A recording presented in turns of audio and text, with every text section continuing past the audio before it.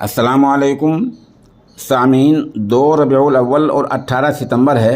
आज की ख़बरों की शुरुआत मदरसा इस्लामिया अरबिया तालीमुल कुरान बलहेड़ा बरसत करनाल हरियाणा में ज़ेर तालीम मोहम्मद अल्तमश की तिलावत कलाम पाक से की जा रही है। ये तिलावत इस तालिब इल्म ने अंजुमन बज़्म इमाम हफ्स के प्रोग्राम में की है। तिलावत के बारे में बतला दें कि दरअसल तिलावत का जो मुकम्मल शोबा है हमारे चैनल का, वो मज़ाहिर उलूम सहारनपुर के शोबा तजवीद के उस्ताद हज़रत मौलाना कारी मसूद साहब मज़ाहिरी फ़लाई के हाथों में हैं।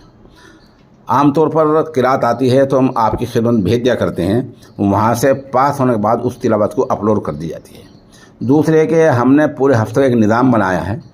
इस निज़ाम को बाकी और जारी रखने के लिए कुछ मशहूर कुर्रा से और सही पढ़ने वालों से इस नामनगार ने दरख्वास्त की है। उनमें अभी तक हमारे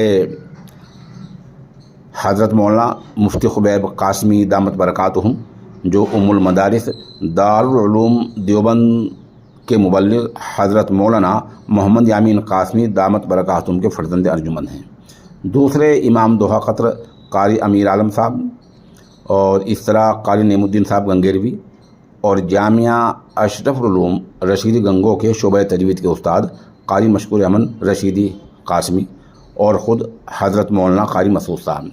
हफ्ते में 5 दिन तकरीबन हमारे तय हैं और 2 दिन आम क़िरात के लिए छोड़े गए हैं।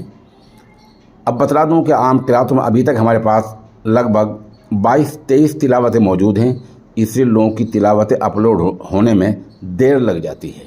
फिर ये देखा जाता है कि क़िरात का जो क़िरात भेजी गई है उसका मयार, अल्फाज जो पढ़े गए, जो तिलावत किए गए हैं, उनके मखारिज की अदायगी सही हुई या नहीं हुई है, इसके बाद ये कोई तिलावत अपलोड की जाती है।